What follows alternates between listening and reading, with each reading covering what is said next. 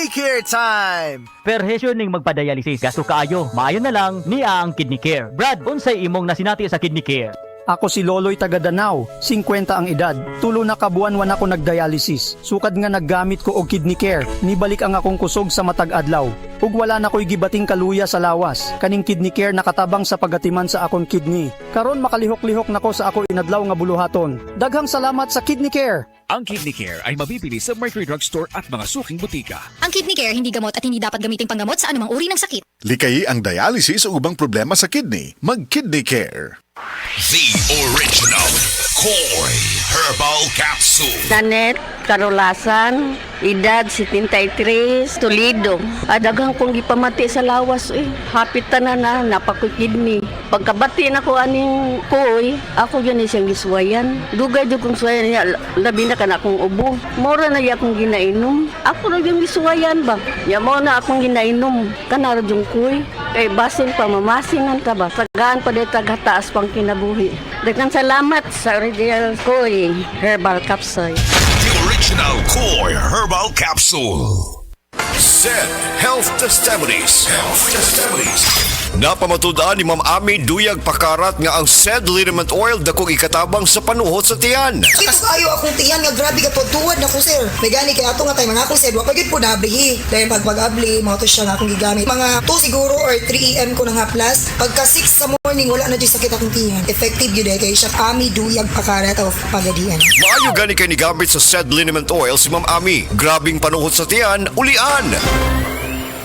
Bata man o tiguwang, ang kabuhi ang usual na problema nato. Maupod kini ang nasinati ni Lita Glinogo na natabangan sa Paragis Bila-Bila Herbal Capsule. Namo gisilingan namo nga nagagamit aning Paragis Bila-Bila gani iha kong gipa inom sa kapsula. Pagka human ako og inom kay isa lang ko nakainom, naulian dayon ko anang pagkagabi pagkapuntag nakatindog nako. Wow. Itong nakahuna-huna ko nga mag-maintain na gyud ko ani niya. Sa Paragis Bila-Bila, dili na ka mag-agwanta pa. Heart disease, pareha sa heart attack o cardiac arrest. Numero 1 nga rason kung aning namatay sa sakit dinhi sa Pilipinas. Mag-Life Extension Vitamin D3 na mo. Rekomendado sa ni sa mga medical doctors. Aprobado sa FDA Philippines o FDA USA. Mapalit sa mga butika.